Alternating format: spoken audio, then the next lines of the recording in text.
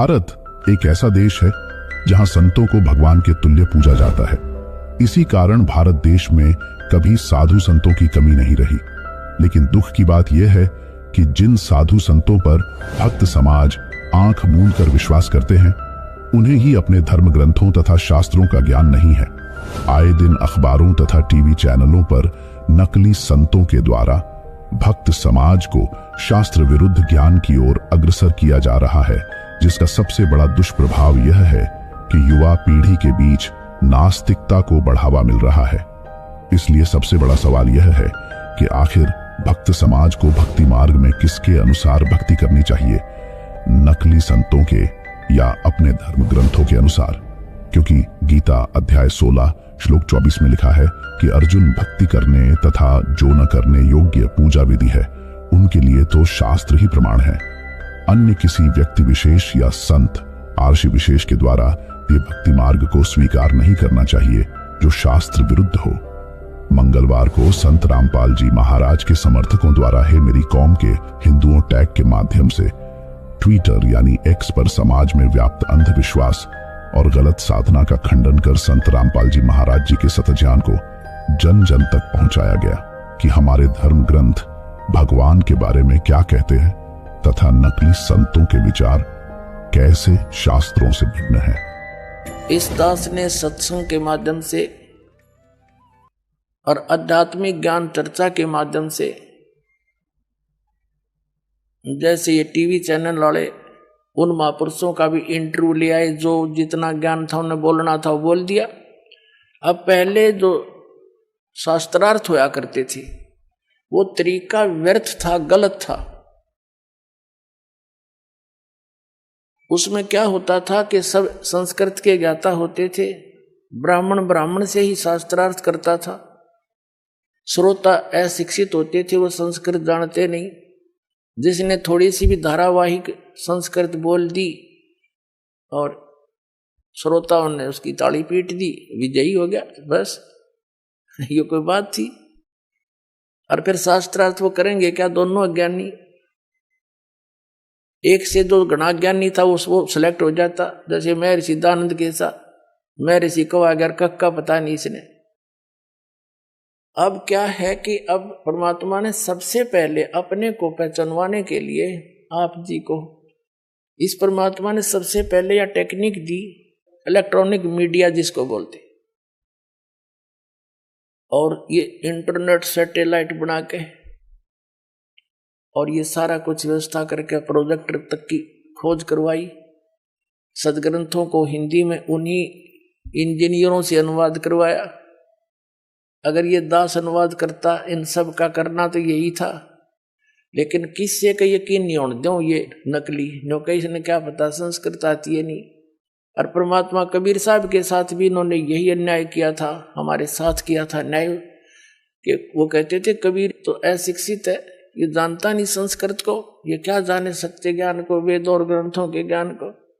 वो तो जानते, उन्हें भाषा की जरूरत नहीं थी।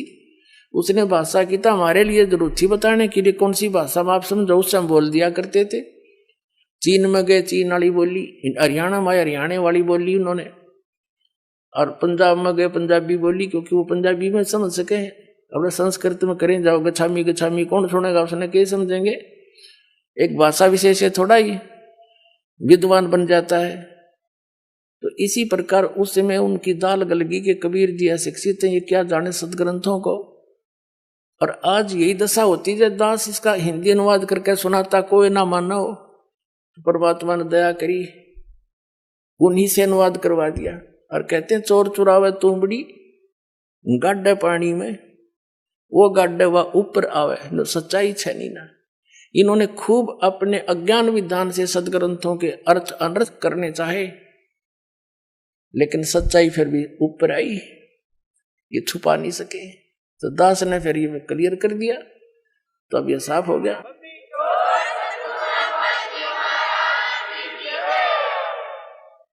अब ये यूं और कहने लग गया एक आधा जो कति फ्यूज फेल हो लिया, जैसे रांजडी वाला मधु परमहंस जी घनी छाती कूटा करता और न्यू क्या करता, मेरे पास जो वस्तु है इस ब्रह्मांड में नहीं है,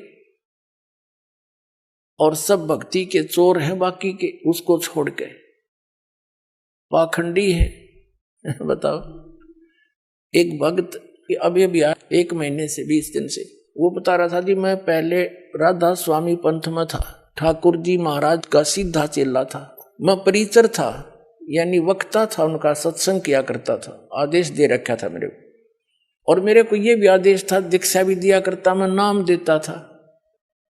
गुरु जी तो थे ठाकुर जी और नाम दिया करता वो भगत जी। बताओ कोई बात हुई? ऐसे ही ये जो सतपाल जी महाराज हैं और ये इनके भाई जो बाल योगेश्वर के, जिसने प्रेम रावत अमेरिका रहता है, ये भी ऐसे ही करते हैं। और भी कई ऐसे प्रोसीजर अपना रखा है। नाम तो देगा एक संत बना रखे न, संत जी, और गुरु जी होगा सतपाल जी और ठाकुर जी।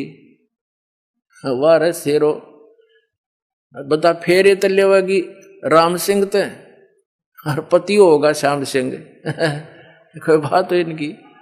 तो पुण्यात्मा ये सारा ही ऊट पटांग हो रहा था। इस दास पर दया करी दाता ने, ठीक है, संघर्ष तो करना पड़ा, जेल तक जाना पड़ा। इन अज्ञानियों ने दुनिया को भ्रमित करके रामपाल गुंडा है बुंडा है, नोना बताया 1 नंबर का आदमी है। ये पता लग जाएगा, ये पता लग जाएगा संसार को।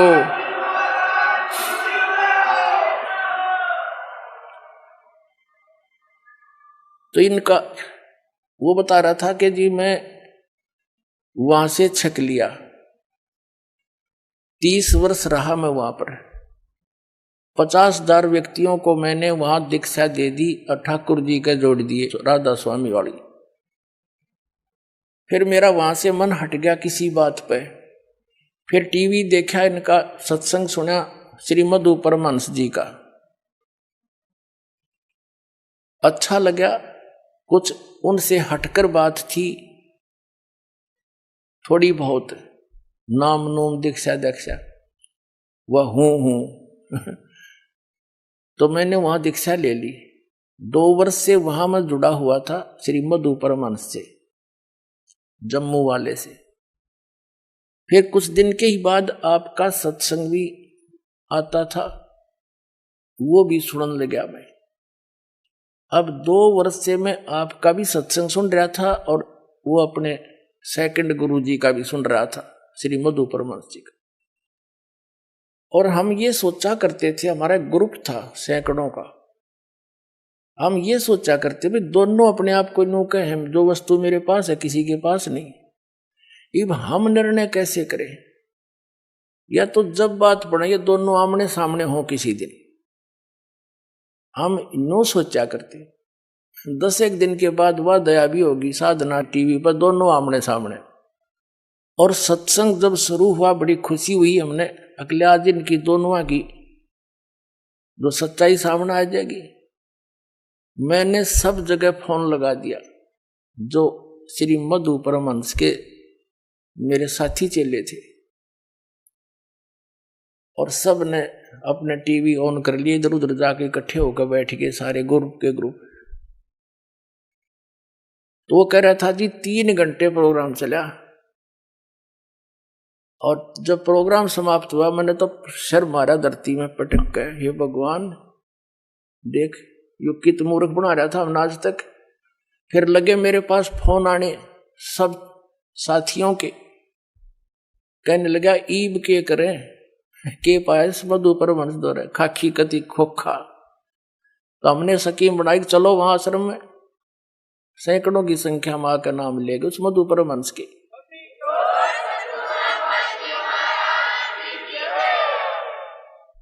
अब वो क्या कहता है कि मैंने आध्यात्मिक ज्ञान चर्चा करी है को नहीं, टीवी पर सत्संग आता है इसका जी जागरण पे, उस पर एक नीचे हेडिंग लिखने लग रहा है,